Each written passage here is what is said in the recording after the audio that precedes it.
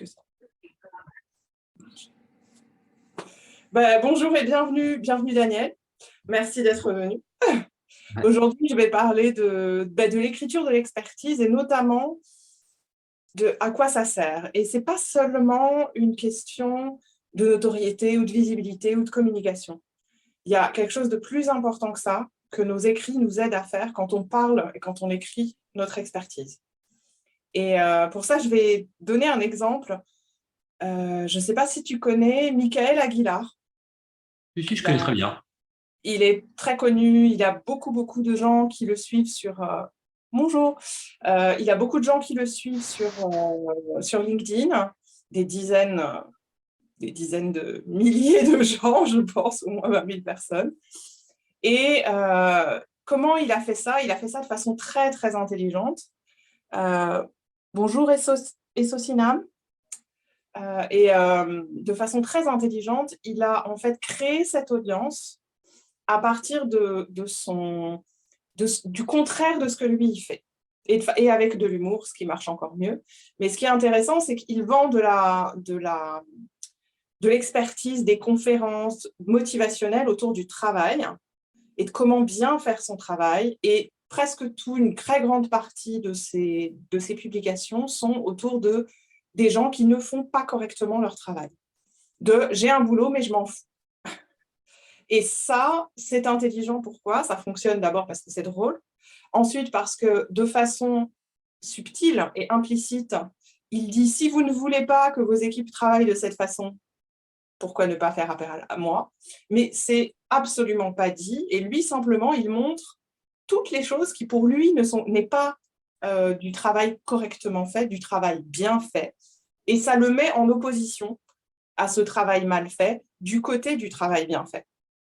Donc, et il a une audience, si tu le connais bien, il y a une audience absolument énorme de gens qui le suivent parce que c'est drôle, mais aussi parce que ça nous intéresse tous quand on est sur LinkedIn, le travail bien fait. Et en fait, son sujet est intéressant pour tout le monde. Et donc, parmi tous les gens qu'il touche, il va peut-être y avoir des prospects, il y aura peut-être des prescripteurs, et surtout, il se positionne. Bonjour Nadège. Il se positionne du côté de « j'ai créé quelque chose ». Je suis du côté de ceux qui sont pour le travail bien fait.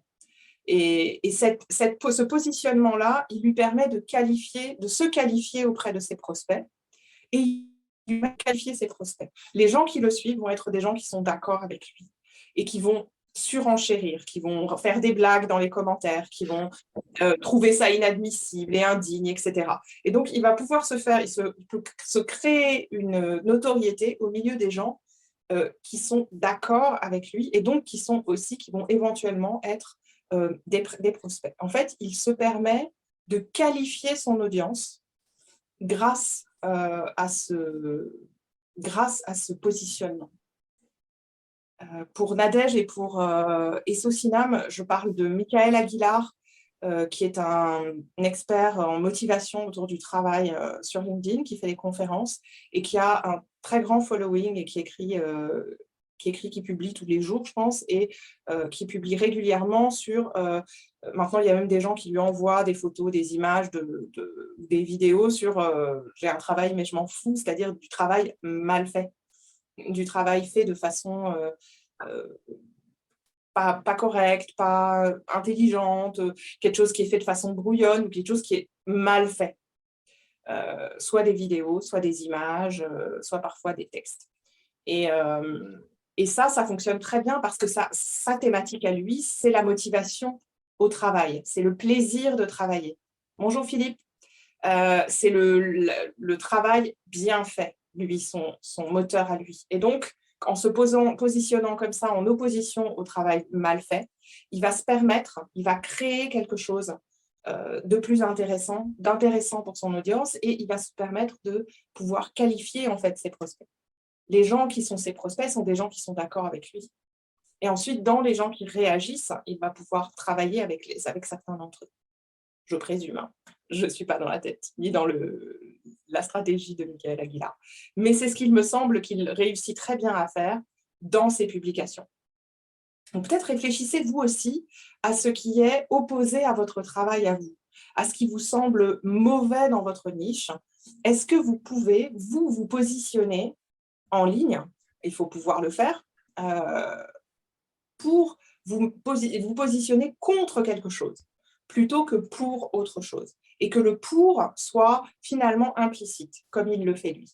Parce que si vous le faites avec un peu d'humour, beaucoup d'humour comme il le fait, ça fonctionnera très bien. Alors, pourquoi est-ce que c'est intéressant ça? Parce que c'est la question de comment est-ce que l'écriture de votre expertise va qualifier votre audience. Ce que vous écrivez n'intéresse pas tout le monde. Et c'est dur de savoir qui ça intéresse. Si vous êtes suffisamment positionné dans votre niche, si vous êtes très clair, comme il l'est, sur ce que vous aimez et sur ce que vous n'aimez pas, et bien du coup, les gens qui vous suivent, ils vont pouvoir comprendre mieux et adhérer ou non à vos valeurs. Pour prendre un exemple, moi, l'une des choses que je trouve très importante, c'est la qualité du travail au sens de donner du contenu et donc de donner quelque chose aux gens qui les aide, qui leur permet de faire quelque chose. Je trouve ça très important du contenu, que le contenu soit un peu en quelque sorte éducatif ou en tout cas que ce soit qu'il y ait des histoires, qu'il y ait quelque chose qui nous permette de nous connecter les uns aux autres. Et donc, s'il n'y a pas ça, ben, j'ai tendance à trouver ça ennuyeux.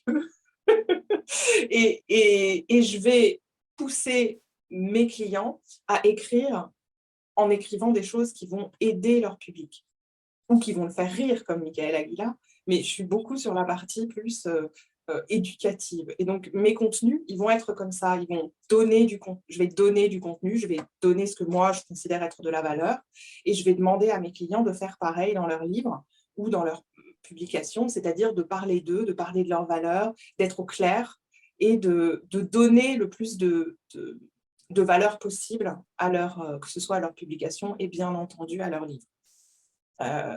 Même si c'est intéressant et qu'il y a beaucoup de gens qui le font, à moins d'être Will Smith ou apparemment le prince Harry, je trouve ça pas forcément intéressant pour tout le monde d'écrire tout de suite un livre sur son parcours de vie.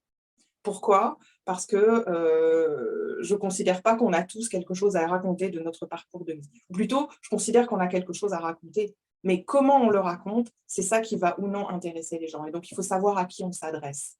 Quand on s'adresse à des entrepreneurs, comme on l'a fait dans les chaussures de 16 entrepreneurs, on ne parle pas et on n'écrit pas la même chose que si on va s'adresser à des gens qui veulent écrire un livre ou à des gens qui veulent augmenter leur chiffre d'affaires et passer à, je sais pas, 100 K ou à 200 ou à 400 ou à 1 million. On n'écrit juste pas de la même manière et on ne se positionne pas de la même manière. Et donc, je vais juste vous demander à tous de mettre dans le chat, si vous voulez bien,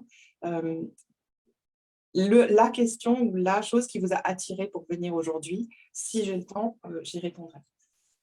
Je vais continuer sur comment on qualifie ses prospects avec l'écriture de son expertise.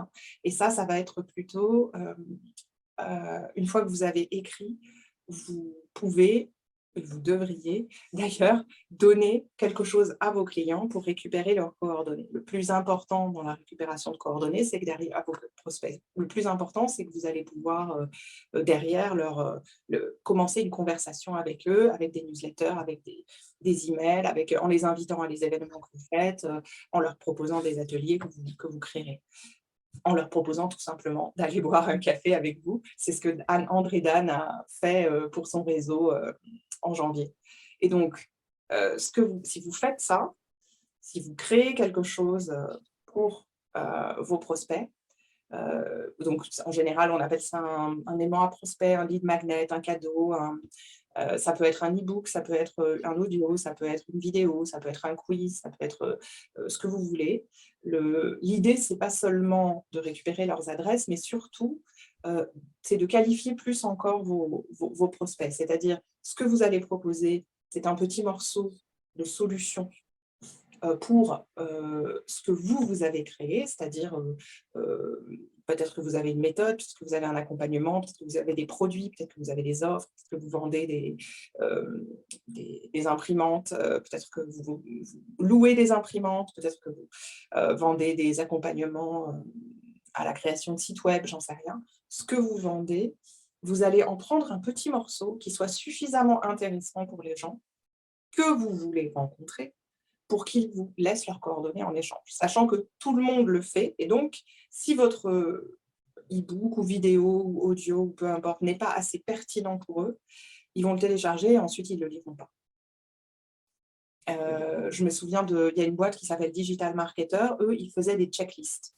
C'est-à-dire, ils ne faisaient même pas des e-books, ils faisaient peut-être une page d'explication, et derrière, ils proposaient des checklists ils proposent toujours d'ailleurs, je pense, pour, je ne sais pas, vérifier si votre profil LinkedIn est le plus performant possible en 15 points. Vérifier, et il y avait un tableau, il y avait des points pour chaque fois que vous aviez fait quelque chose. Et ça vous permet de toucher les gens qui sont intéressés. Donc, eux, c'est des gens qui veulent développer leur marketing sur LinkedIn. Et donc, cette checklist pour le profil LinkedIn, ça comptait, ça marchait très bien pour eux, puisqu'ils touchaient des gens qui étaient intéressés par ça. Donc, il s'agit d'être le plus niché possible. Par contre, il ne leur donnait pas la totalité d'un cours pour comment on s'améliore, on améliore son profil sur LinkedIn. Il donnait juste un petit morceau qui permettait, de montrer leur valeur à eux, et qu'ils donnaient cette valeur, et d'autre part, qui leur permettait de récupérer des gens qui étaient qualifiés, c'est-à-dire intéressés par leur offre, intéressés par ce qu'ils font. Donc, posez-vous la question, par quoi les gens qui vous contactent sont intéressés? Par quelle porte d'entrée est-ce qu'ils arrivent à vous? Peut-être qu'ils vous sont recommandés, peut-être qu'ils arrivent parce que vous les avez rencontrés dans des réseaux, mais peut-être qu'ils viennent parce qu'ils ont lu quelque chose de vous. Et donc, qu'est-ce que c'est qu'ils ont lu et qui a fait qu'ils vous contactent?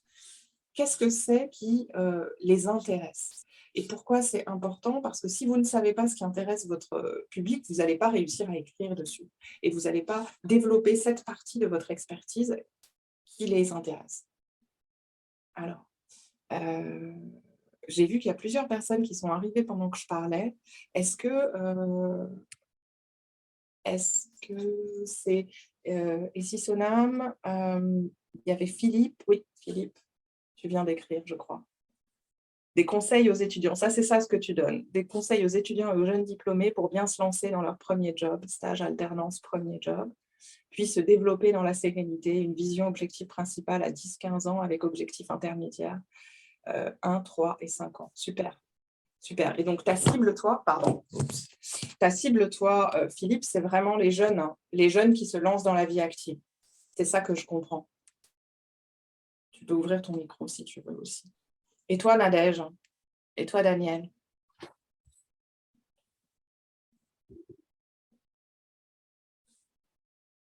C'est quoi qui vous intéresse? C'est quoi votre expertise, ce sur quoi vous écrivez? Nadège, je sais que toi, tu avais 2 idées d'entreprise, dont une dans le textile. Est-ce que finalement, tu as lancé ton entreprise dans le textile? Et où est-ce que tu en es? Est-ce que tu fais de l'accompagnement toujours ou pas?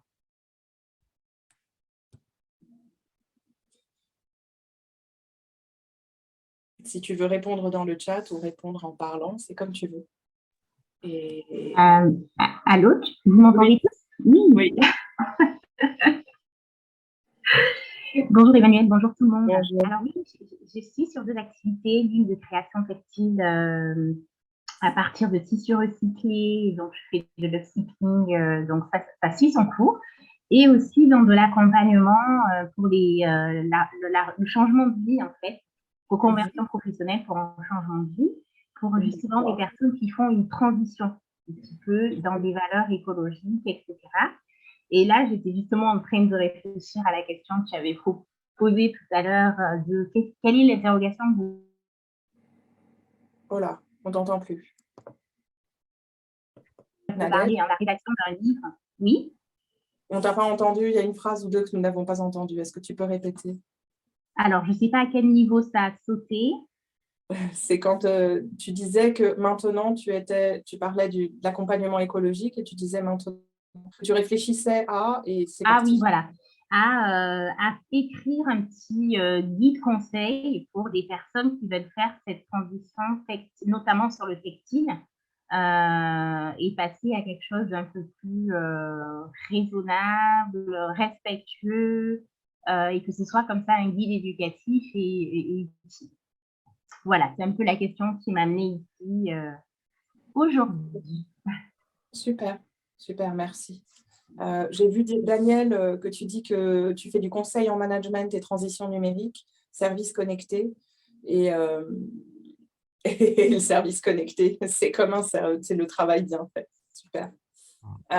Alors, dans tout ce que je viens de dire là autour de comment écrire votre expertise, et Socinam, toi, c'est OK si on se tutoie, pour Philippe, dès l'âge de 14-15 ans, un objectif pendant le stage obligatoire, observation troisième et celui de seconde. D'accord.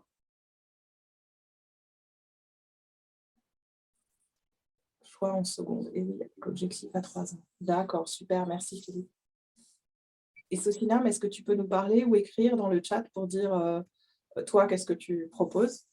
Et du coup, je vous propose aujourd'hui de réfléchir sur, toi, par exemple, Philippe, sur quoi dans ton expertise, qu'est-ce que tu peux séparer? Qu'est-ce que tu peux donner comme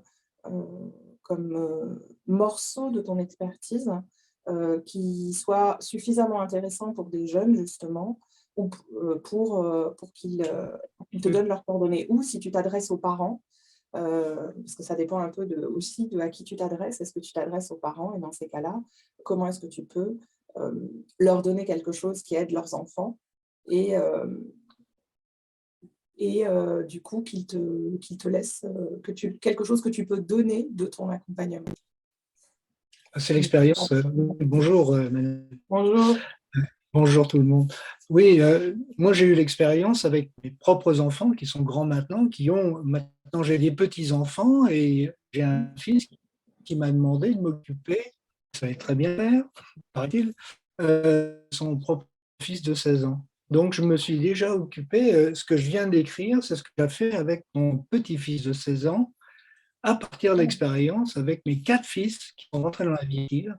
Mais je les ai formés dès le départ à prospecter, à cibler vraiment le chef d'entreprise, en visitant plusieurs entreprises, à préparer une enquête de métier, poser les bonnes questions Ouais. pour l'entreprise, pour le métier évidemment, pour le parcours du chef d'entreprise, pour capter son attention, pour qu'il ait envie de recruter ce en formation pour un stage.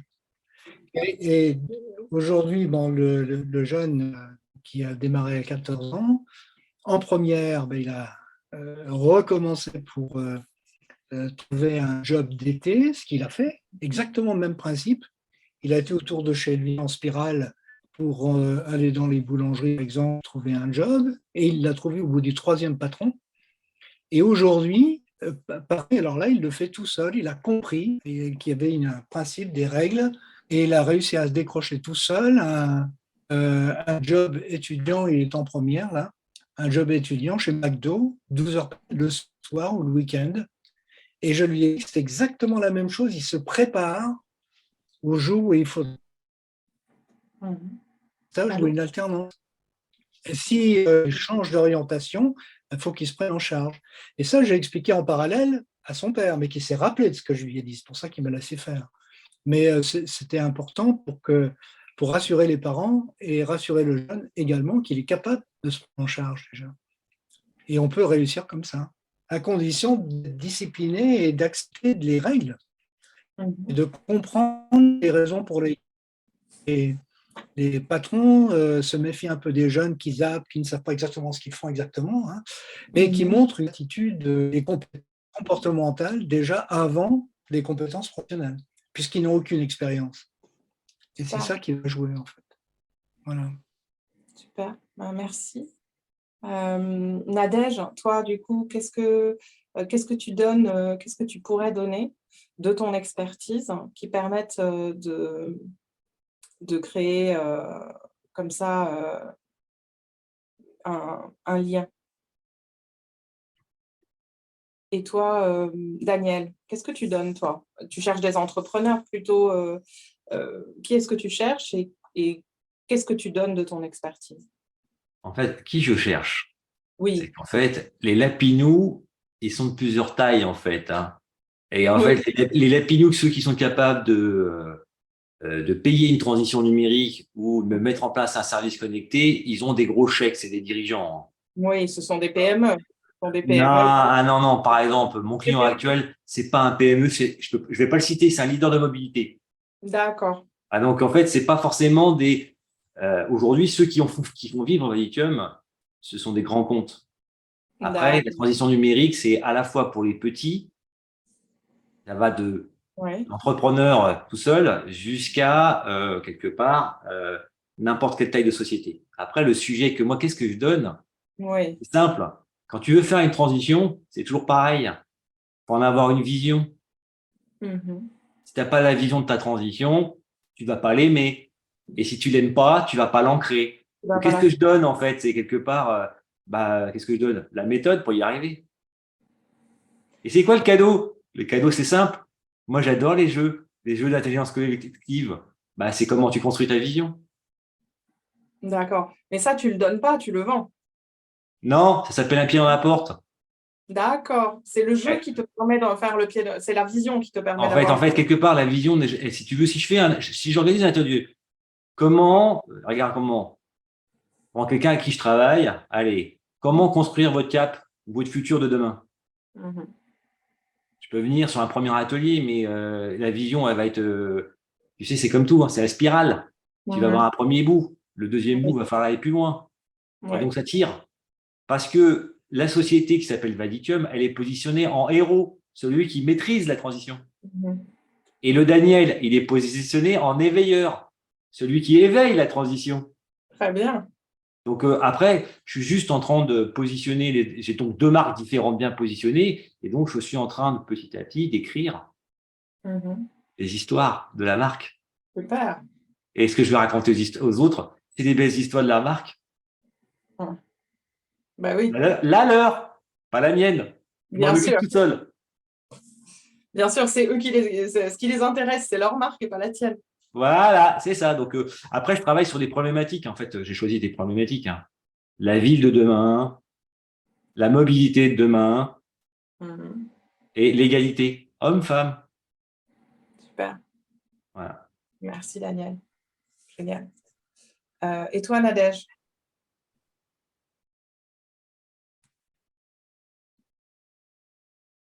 Est-ce que tu peux nous parler? Oui, vous Ouais, m'entendez. génial. Alors, j'étais juste en ligne tout à l'heure, donc je n'ai pas tout à fait entendu la deuxième question qui était posée.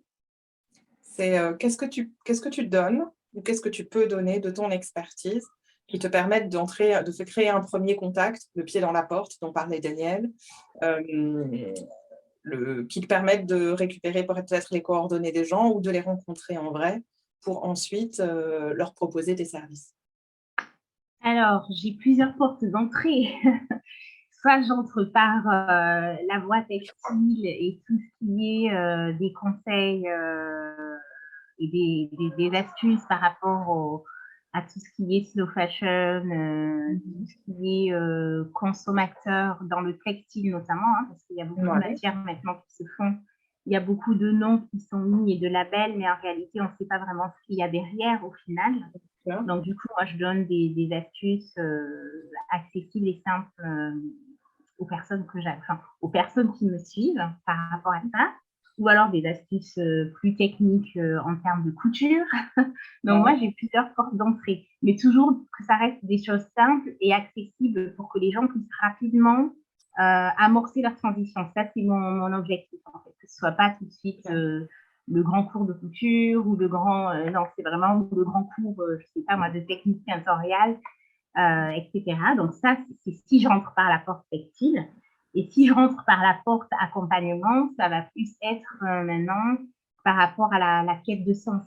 La quête de sens par rapport à la vie, la vie dans laquelle ils sont actuellement, le sentiment de mal-être, les interrogations. Et du coup, c'est comme ça que les personnes viennent à moi et que je les accompagne à comment trouver ce sens qu'ils cherchent, justement, c'est quoi qu'ils cherchent exactement, et comment définir concrètement, parce que moi je suis très basé sur le fait d'incarner vraiment ce changement.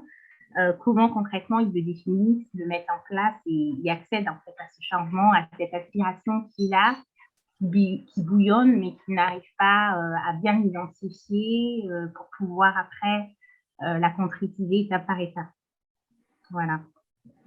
D'accord, super. Et Socinam, est-ce que tu peux prendre la parole ou nous dire dans le chat qu'est-ce que toi, ce que tu proposes et quelle est ton expertise et quelle partie de ton expertise tu peux donner en écrivant en ligne ou hors ligne pour toucher les gens que tu souhaites tes prospects. Est-ce que tu peux nous répondre?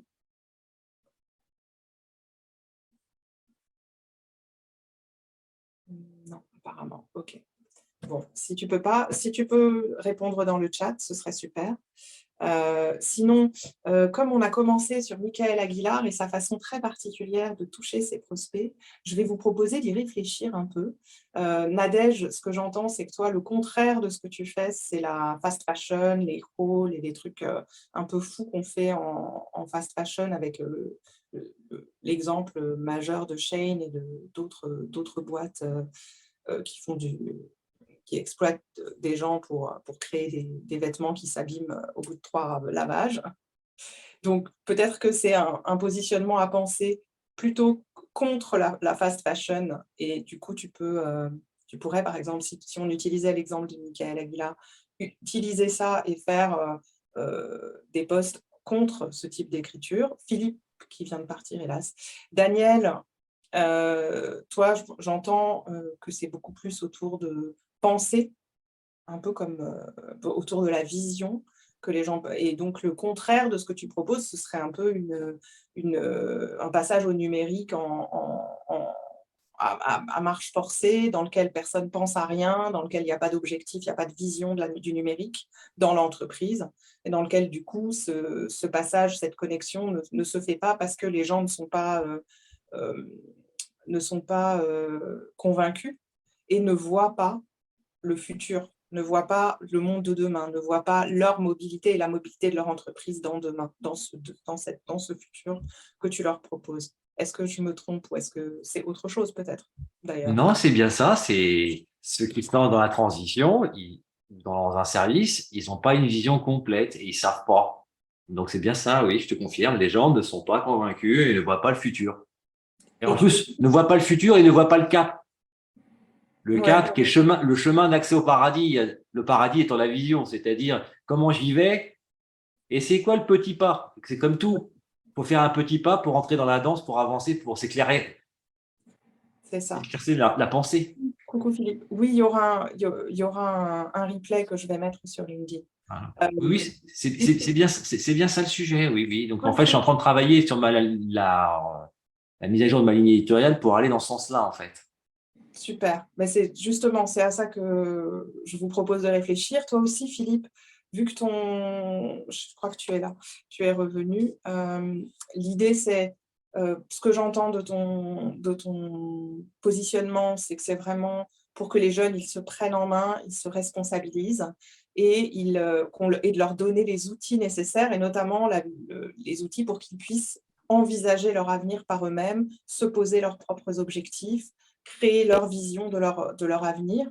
Et donc, toi, l'antithèse de ça, c'est la façon dont ça se passe aujourd'hui, c'est-à-dire on les emmène vers des parcours auxquels ils ne comprennent pas grand-chose, on leur dit choisissez vite vos spécialités et sinon vous n'allez pas y arriver.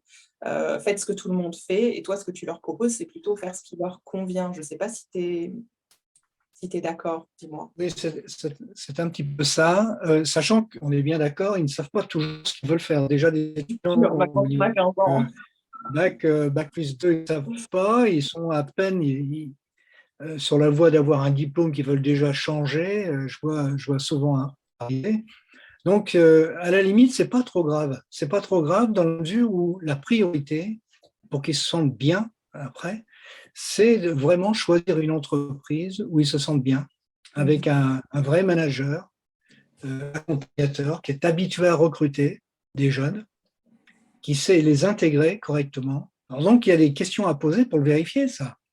Donc, moi, je propose plutôt, puisque c'est qui fait la différence, c'est de rencontrer l'entreprise pour faire une enquête, pas pour un boulot, ni demander un stage pour le moment, mais faire une enquête Ouais.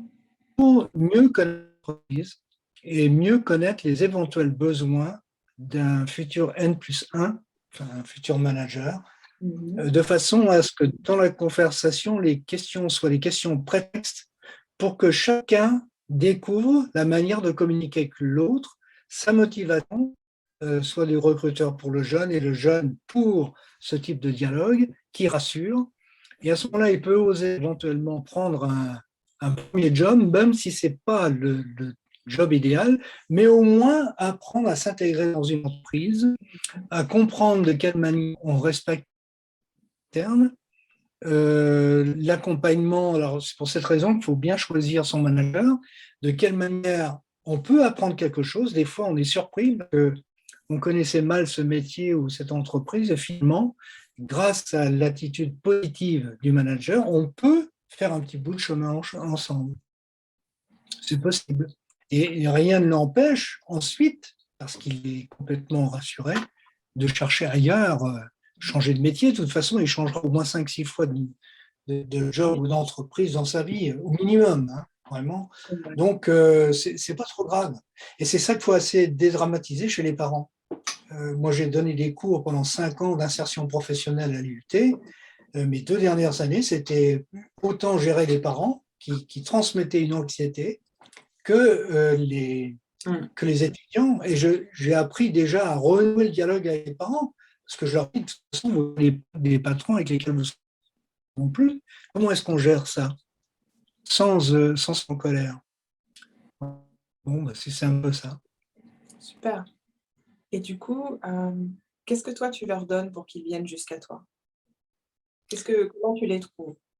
Ou comment Alors tu... déjà, j'en ai mal. Je réponds à beaucoup de commentaires autour de ça, hein. Je le fais très régulièrement, même sans que je réponde à des étudiants. Et Ouais. les étudiants me contactent ou me demandent un contact. Ils me demandent si c'est possible de discuter de ce sujet parce que, voilà. Alors, chaque cas étant particulier, il y a quand même des grandes lignes à respecter. Mais ensuite, ce qu'ils apprécient, en fait, c'est quelqu'un qui écoute enfin, qui prend effectivement, qui a un blocage à ce niveau-là. Il faut déjà débloquer ça. Faut pas qu'il soit inquiet outre mesure. Mais il D'accord. faut rassurer évidemment les adultes, leurs parents pour commencer, rassurer les patrons qu'ils vont rencontrer, mais bien, alors on ne peut plus choisir les parents, mais on peut au moins choisir le patron. Hein, on Oui. n'est pas marié à l'entreprise. Et tout ça, c'est une question de communication. Moi, j'ai suivi des formations sur la communication. Il y a une manière de faire, il y a une manière de se vendre, il y a une manière de présenter ses offres de services, même si on n'en a pas beaucoup, mais au moins montrer qu'on a une expérience dans l'entreprise avec des jobs d'étudiants et des choses comme ça régulièrement. Donc, on montre qu'on sait bosser, qu'on a la volonté de bosser, mais je leur dis à chaque fois, choisissez d'abord votre patron. Il vaut mieux choisir un patron et être dans une ambiance de travail. Moi, je dis toujours qu'il y a 3 points, hein. C'est le confort dans le travail que l'on veut trouver. C'est justement ne pas commencer à avoir du stress. On peut l'éviter. Il y a le bon stress, hein, parce qu'il y a un défi, c'est excitant. Alors ça, c'est autre chose. Mais le stress qui est mauvais, c'est d'aller n'importe où, n'importe comment. Je cherche un emploi et un salaire, ça, c'est pas motivant pour l'entreprise. Par contre, dire j'ai envie de vous, c'est autre chose. Pour telle ou telle raison que j'ai découvert que j'ignorais. Est-ce que vous voulez bien m'apprendre? Mais rien ne me dit qu'il va rester à l'entreprise.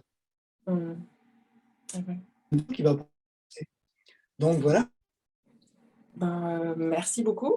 Merci pour ta participation. Merci à vous tous pour votre participation. La dernière chose que je vais vous proposer, ce qu'on a fait, il est reparti. Ce qu'on a fait là, je vais le mettre probablement demain sur LinkedIn. Ce que je vous propose, c'est de chercher votre positionnement et d'écrire à ce propos. D'écrire un post, une publication un peu comme ce dont on a parlé là, soit en appuyant sur votre vision, soit en opposant à la vision de quelqu'un d'autre, comme à la manière de Michael Aguilar, et de me taguer pour que je puisse venir commenter, pour que je puisse venir vous parler en ligne. Est-ce que ça vous va? Est-ce que ça vous dit? Et Socinam, j'ai pas entendu du tout votre voix et vous n'avez pas écrit non plus dans le chat. Si vous voulez participer, n'hésitez pas. Bonne idée, Philippe. Très bien. Daniel, Nadège. Tu sais quoi? Moi, j'aime bien. Hein. Tu sais pourquoi? C'est Pourquoi? comme un pied dans la porte. Voilà. Ouais, c'est comme un pied dans la porte et c'est comme passer à l'action. Après, je te dirais aussi une chose. J'adore, en fait, dans la vision du CAP, un processus qui s'appelle aider deux à j'adorais. Regarde, aider deux un leader à j'adorais réussir sa transition. Et tu sais, regarde bien, le A, c'est attirer l'attention sur quoi? Sur le problème. Et 2, le problème, la thématique, le problème, c'est l'opposé. Et sur le 2, susciter l'intérêt de quoi? De votre solution. Donner quelques petits cadeaux pour suggérer, pour obtenir un rendez-vous. Parle-moi de ton problème, je te dirais que c'est la solution. Elle est bonne. En plus, ça s'achète. C'est la logique. Et en fait, le sujet de Vadicum ou de Daniel, c'est ça, en fait. Et c'est à ce processus-là, je vais te raconter une belle histoire. Il est né d'un atelier d'intelligence collaborative avec quelqu'un qui s'appelle Loïc Simon, que tu connais très bien. Je connais très bien, ouais. Voilà, c'était juste ça. C'est aussi un petit coucou. Comme ça, si le voit, tu pourras le taguer aussi dans ton repost. Très bien, je ferai ça. Pas de problème. Et toi, Nadège? Merci beaucoup, Daniel. Et toi, Nadège?